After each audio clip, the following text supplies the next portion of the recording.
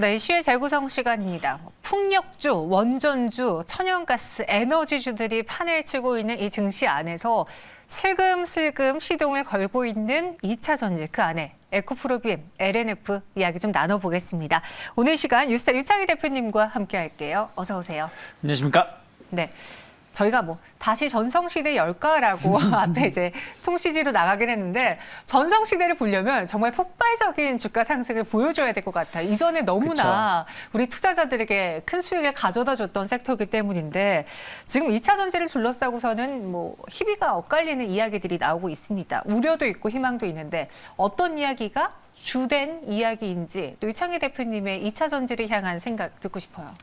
솔직히 2차 전지에 대해서 나쁘게 말할 수는 없죠. 네. 전기차 시장이 계속해서 확대될 수밖에 없는 것이고, 우리나라도 몇 년 지나면 아마 내연기관차 판매가 정부가 규제 안 한다고 해도 기업 스스로가 내연기관을 할 거예요. 현대차는 이미 선언한 부분들도 있고요.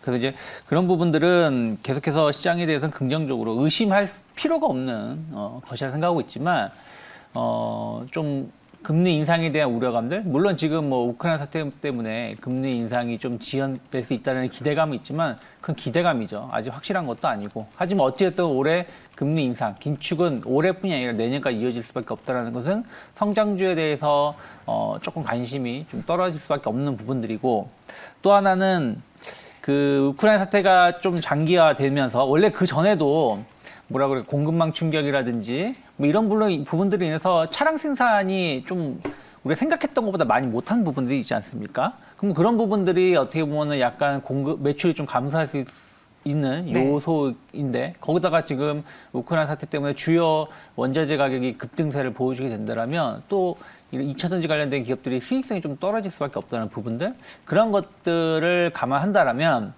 재작년과 같은 영광을 누리기에는 조금은 시간이 필요하지 않을까 생각 좀 하고 있습니다. 네, 그래서 지금 2차 전지에 대해서는 안 좋은 수익성 악화 이야기도 거론되고 있지만 그 시장의 성장에 대해서는 그 누구도 반기를 들 수 없을 만큼 커지고 있는 거 맞는 것 같습니다.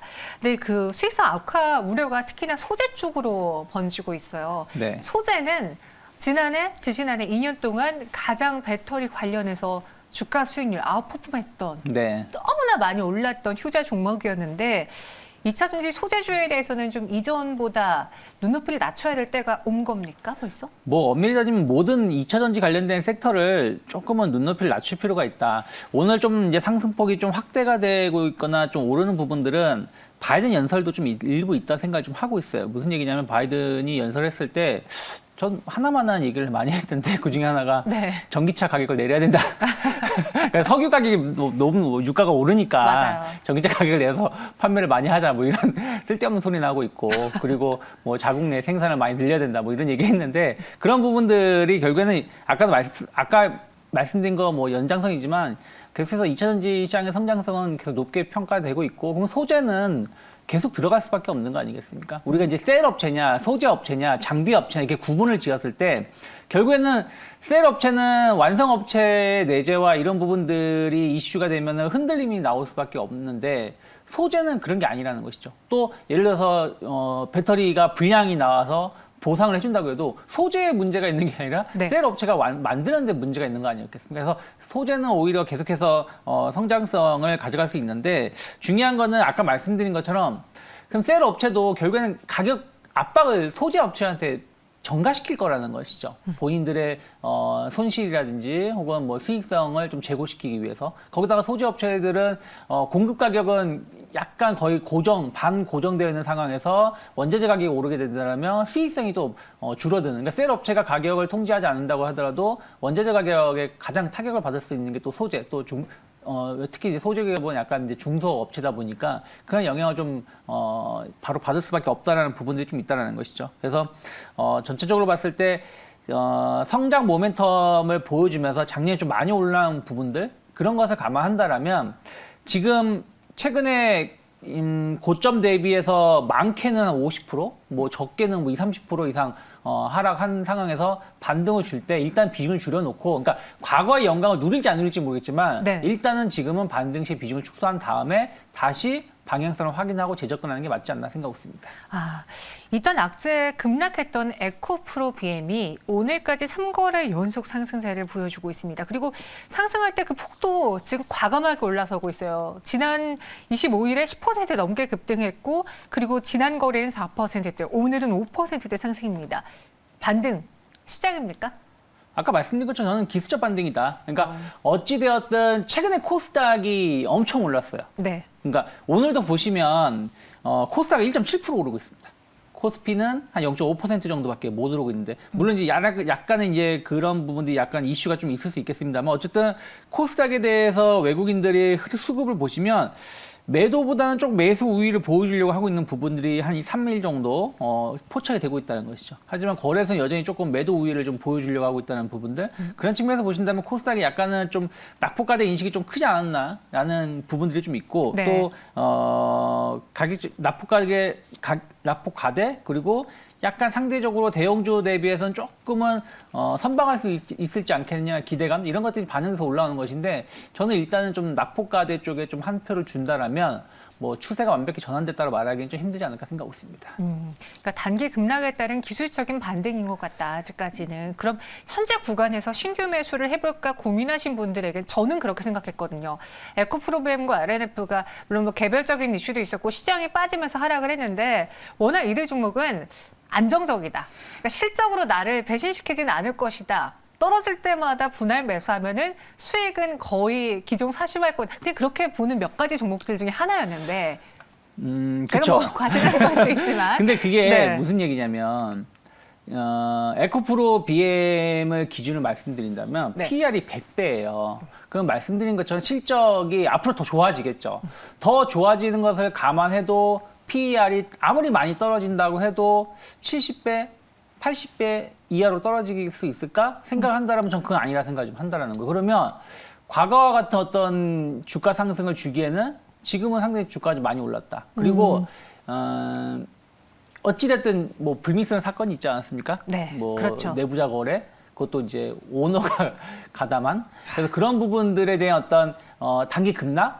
근데 막말로 내부자 거래가 있었다고 해서 상장 폐지될 것도 아니었고, 그리고 뭐 그 오너의 경영 능력 이런 부분들은 확인된 부분들이 좀 있다 보니까 그런 거에 의해서 좀 급락이 나왔었던 지난 1월 말 정도 1월 26일 급락이 나왔던 부분들에 대해서는 기술적 되돌림이 나오는 것이고 그 이후에 그 이상 뭐 55만 원 혹은 50만 원을 회복할지 여부는 네. 조금은 시장 흐름을 좀 봐야 된다는 것이죠. 네, 실제로 시청자분들도요, 지금 채팅방에서 아무것도 해결된 거는 없는 상황이기 때문에 불안해 보입니다라는 의견을 주로 주셨어요. 그럼 에코프로비엠과 코스닥에서 양대 산맥을 갖고 있는 LNF도 짚어보겠습니다. 네. 2월 한 달 동안 15% 넘게 상승했어요. 남들 2월 동안 그 전쟁 이슈 때문에 많이 힘들어했는데 네. 결과적으로 한 달의 수익률을 봤을 때는 오히려 15%의 수익을 가져다준 LNF. 이 종목도 기술적 되돌림일까요? 아니면은 그래도 에코프로비엠과는 다르다 이렇게 봐야 될까요? 뭐 LNF가 이제 에코프로 BM이 화재 사건이 발생을 했을 때 반사이익을 누릴 수 있지 않을까라는 어떤 기대감이 좀 있었는데 엄밀히 따지면 제품은 좀 달라요. 맞아요. 그리고 LNF가 그걸로 인해서 반사이익을 누릴 수 있는 거의 없다라는 것이 확인됐었던 부분이 좀 있고요. 하지만 이제 결국엔 성장 모멘텀인데 LMF가 지금 약간 LG 에너지 솔루션하고 테슬라 쪽에 매출 성향이 좀 높은데 특히 테슬라의 성장을 계속해서 주목을 하고 있다는 것이죠. 그런 부분들 자체가 최근에 또 테슬라가 공장을 중국에다가, 그러니까 지금 공급망 쇼크가 계속 지속되다 보니까 아예 중국에다가 공장을 짓겠다라는 얘기도 좀 나오고 있는 부분들, 그런 부분들 본다라면 좀 반사이익을 조금 더 LNF가 좀 누릴 수 있는 부분들이 좀 있습니다. 그래서 뭐 매출처도 좀 SK든 뭐 다른 쪽으로도 좀 다변화하는 부분들, 그런 것들이 또 새로운 매출 증가를 좀 기대해 볼 수가 있고, 또 그런 것은 또 수익성을 증가시킬 수 있는 요소가 될 수 있다 생각을 좀 하고 있는데, 다만 이제 마찬가지입니다. 엄밀히 따지면 에코프로는 한번 작년 한 가을 정도에 강하게 올라왔다가 네. 그리고 나서 줄줄줄 흘러내리는 거지만 LNF는 그때 올라간 것이 아니라 그때 올라가긴 했었습니다만은 그 이후에 옆으로 좀 횡보하는 와중 그러면서 이제 올 초 1월, 2월 이건 에코프로의 문제가 아니라 글로벌 증시의 조정이 나오면서 같이 흔들림이 나왔다가 좀 회복하는 부분이에요. 그래서 저는 뭐 LNF의 주가가 완벽하게 뭐 상승 전환된 건 아니지만 추가적인 상승 충분히 가능하지만 어찌되었든 어쨌든 성장주 뭐 이런 부분들을 같이 묶여서 간다라면 네. 단번에 뭐 25만 원 가기에는 쉽진 않다. 한 1, 2만 원 정도까지의 반등을 좀 기대해 본다 하고 나서 좀 추가적으로 오른다라면 좀 비중을 줄여 나가는 게 나가고 나서 다시 재접근하는 게 맞지 않나 생각하고 있습니다. 주가 추가 상승을 확인한 후에 접근이 필요하다. 엄밀히 말하면 이렇게 이야기해 주셨고요.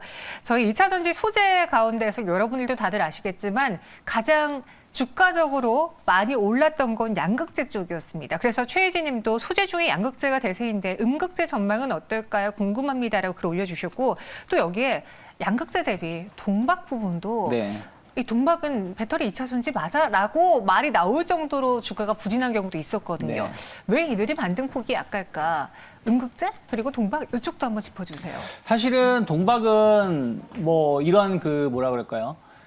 공급자 쪽이 조금 더 유리한 부분, 가격 결정권을 갖고 있는 게 좀 있어요. 그래서 다른 소재 쪽보다는 조금 더 나은 위치였었는데 그냥 대표적으로 SKC를 기준으로 말씀해 드린다면 그런 부분들이 좀 있지만 어찌됐든 최근에 원자재 가격 상승, 뭐 구리 뭐 이런 것도 이제 같이 동반해서 좀 급등세를 보여주다 보니까 이런 것을 가격 전가를 얼마나 할 수 있을까라는 약간 의구심들이 좀 일부 있고요.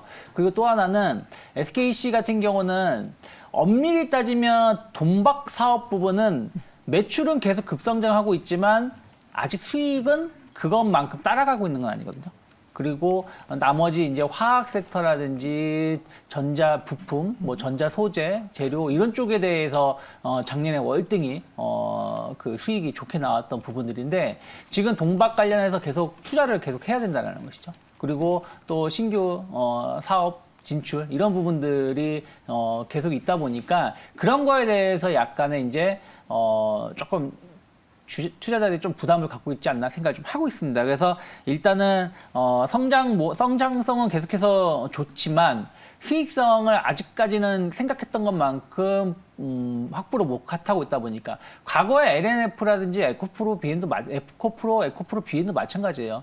매출은 아무리 높게 나와도 적자인 경우가 많이 있었거든요. 뭐 LNF도 아직까지도 숫자가 엄청 큰 건 아니고 그래서 네. 그런 부분들이 어느 정도 해소가 됐을 때부터 주가가 급등을 했었던 부분들이 좀 있었기 때문에 SKC는 그런 부분들이 조금 최근 한 두어 달 조정이 나왔었던 상대적으로 조정은 많이 나오고 반등이 좀 약했었던 이유가 아닐까 생각을 좀 하고 있습니다. 네.